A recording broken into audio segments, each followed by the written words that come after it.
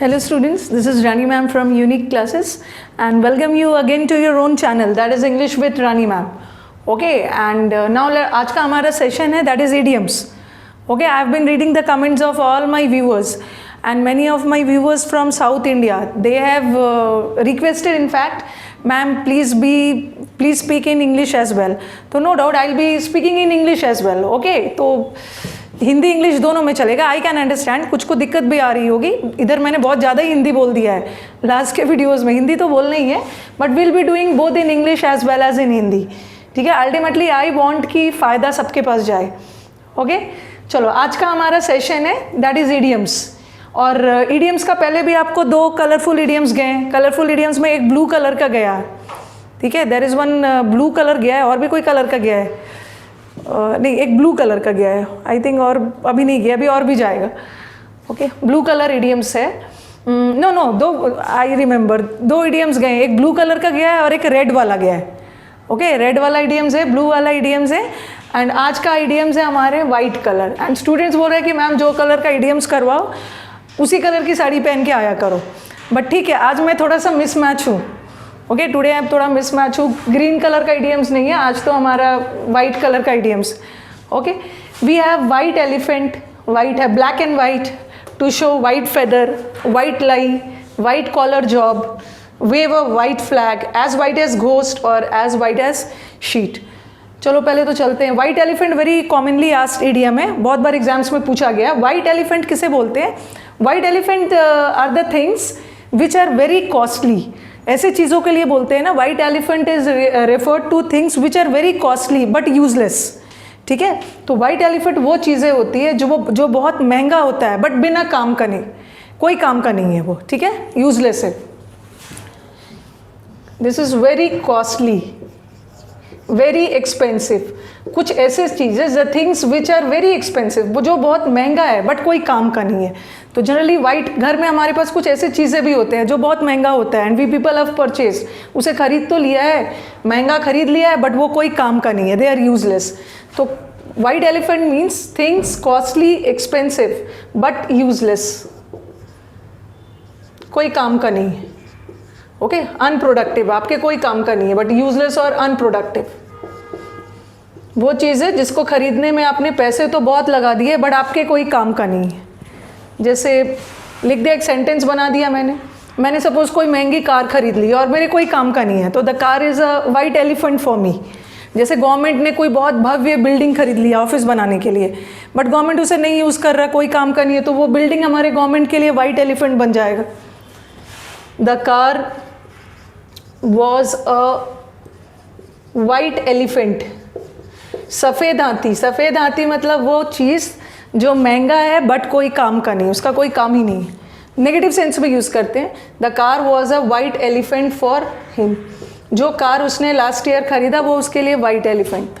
अब आ जाओ black and white. जैसे आप कोई एग्रीमेंट वगैरह करते हो, ठीक है, कोई एग्रीमेंट वगैरह करते हो तो दोनों पार्टी के बीच में एग्रीमेंट होती है कि हर चीज़ ब्लैक एंड वाइट में होनी चाहिए. हर चीज़ ब्लैक एंड वाइट में होनी चाहिए mean something that is written in a very clear and straightforward manner. Black and white में मतलब कोई भी चीज़ लिखित रूप से होना चाहिए और वो चीज़ बहुत स्पष्ट, स्ट्रेट फॉरवर्ड होना चाहिए. ओके, ब्लैक एंड वाइट ऐसी चीज़ें होती है ना, वो एग्रीमेंट्स होते हैं. कोई भी चीज़ ऐसी ब्लैक एंड वाइट में जहाँ पे आराम से, जो इतना क्लियर है, इतना स्पष्ट है कि हम उसका एडवांटेज और डिसएडवांटेज दोनों पता लगा सकते हैं. ठीक है, तो white, black and white means something written in a very clear and straightforward manner.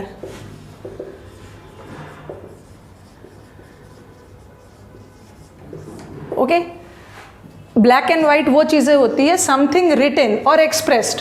कोई भी ऐसी चीज़ जिसे बहुत क्लियरली रिटन किया गया, जिसे बहुत क्लियरली एक्सप्रेस किया गया, बहुत क्लियर और स्ट्रेट फॉरवर्ड मैनर में लिखा गया. Something written in a very clear and straightforward manner.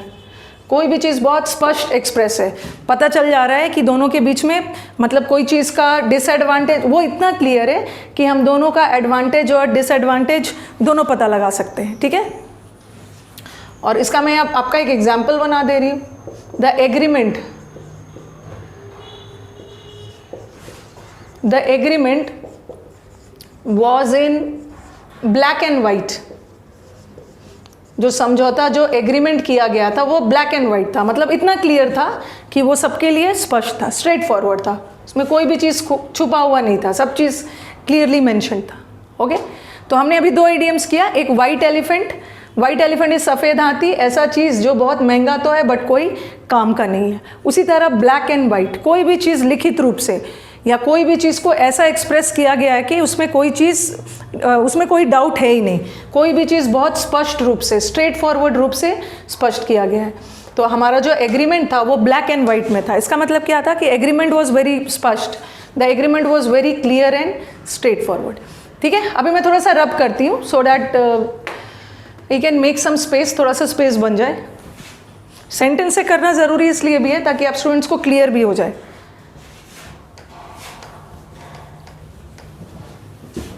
To show white feather, ठीक है, वाइट फेदर वाला भी हमारे एग्जाम्स में आता है।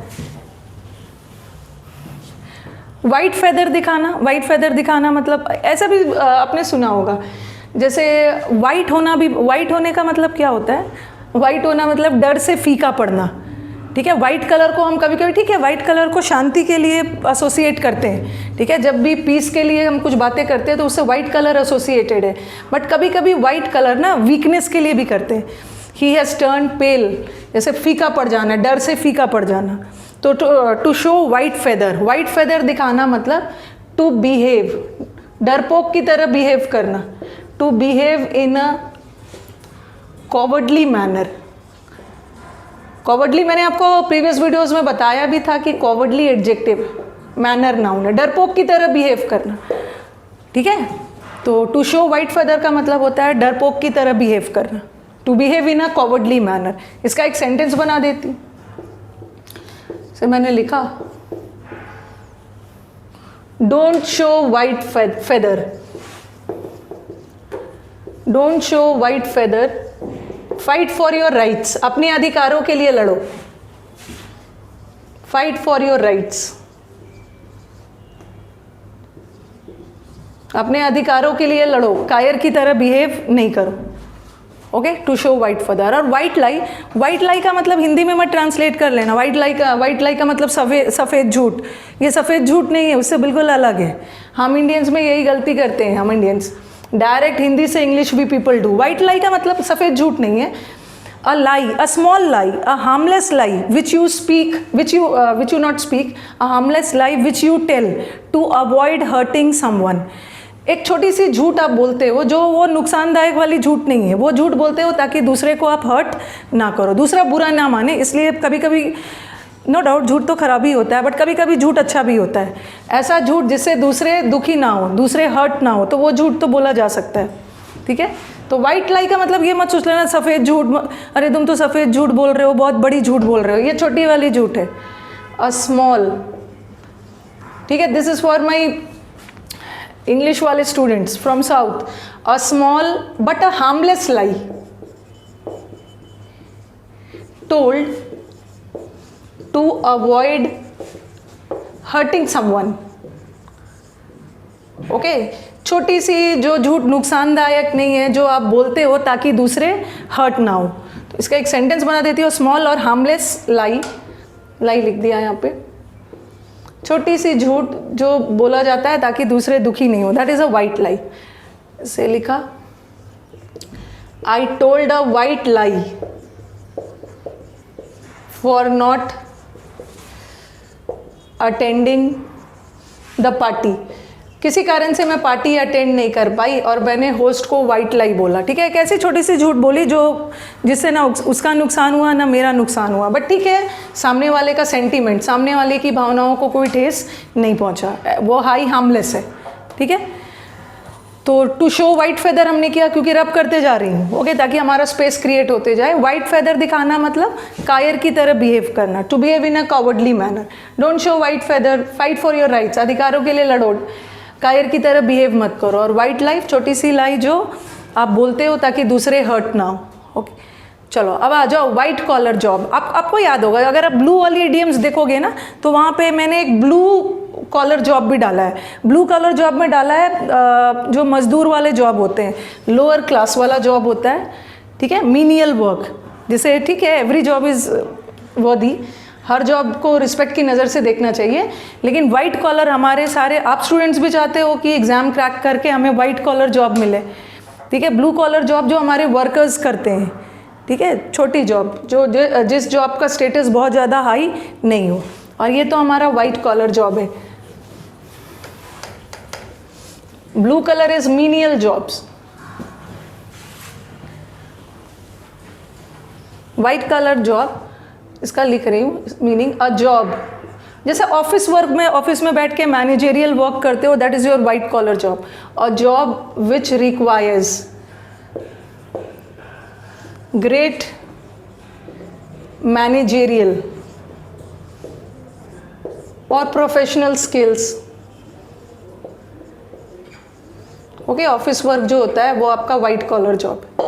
ओके, सो लिख सकते हो, यहाँ पे एक दे देती हो, everyone loves white collar jobs। सबको white collar जॉब चाहिए भाई, ओके, ताकि सैलरी वगैरह भी अच्छी आए, बहुत कुछ सीखने को मिले। वेव अ वाइट फ्लैग, आपने देखा होगा युद्ध वगैरह में वाइट फ्लैग दिखाना, मतलब white flag is a signal of surrender. Okay, सामने वाला पार्टी हार गया है, सरेंडर, आत्मसमर्पण करते हैं तो वो वाइट फ्लैग दिखाते हैं, ठीक है, हार मान लेना, सरेंडर कर देना। To wave a white flag का मतलब होता है, to wave a white flag means a signal of surrender और अ सिग्नल ऑफ डिफीट। आपने आप आत्मसमर्पण किया, आपने हार मान ली, ठीक है, इसका इसी का मतलब होता है to wave a white flag.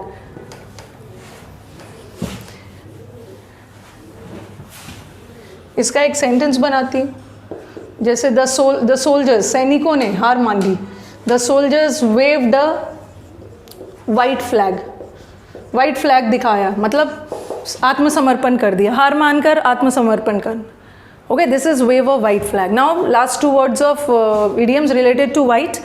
एक है एज वाइट एज घोस्ट, देखा होगा मूवीज़ वगैरह में या सीरियल्स वगैरह में, जब भी भूत को दिखाते हैं ना, जनरली भूत को वाइट कपड़ा पहना के दिखाते हैं, ठीक है। भूत कभी भी या तो ब्लैक में होंगे या तो वाइट में होंगे, ऐसा नहीं है कि भूत बहुत कलरफुल रेड येलो ग्रीन में दिखते हैं। तो एज वाइट एज घोस्ट और एज वाइट एज शीट, जो हमारा पेपर शीट होता है ना, उसकी तरह वाइट होना, इसका मतलब होता है ना डर जाना।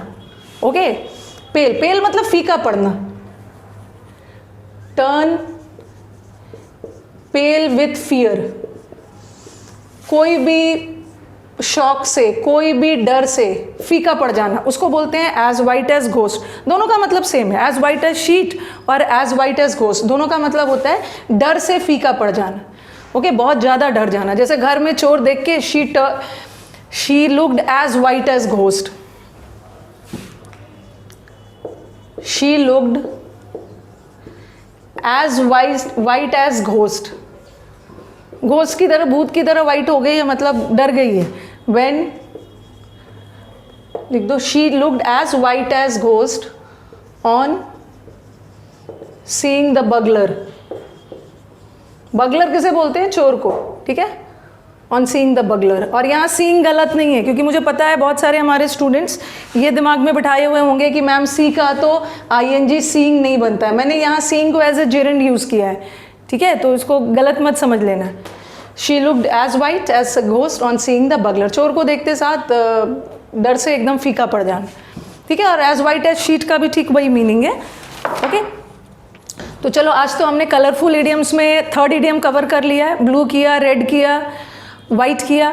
Okay, will be doing some more in the forthcoming months, ठीक है। होपफुली आपको इडियम्स पसंद आए होंगे। अगर वीडियोस पसंद आए तो do like it, share it among your friends, channel को सब्सक्राइब करो और you have the bell icons. Videos के जितने भी जो भी आप चाहते हैं कि आपको वीडियोस हमेशा मिलते रहे और अपडेट्स मिलते रहे, तो बेल आइकॉन है, उसे प्रेस करो।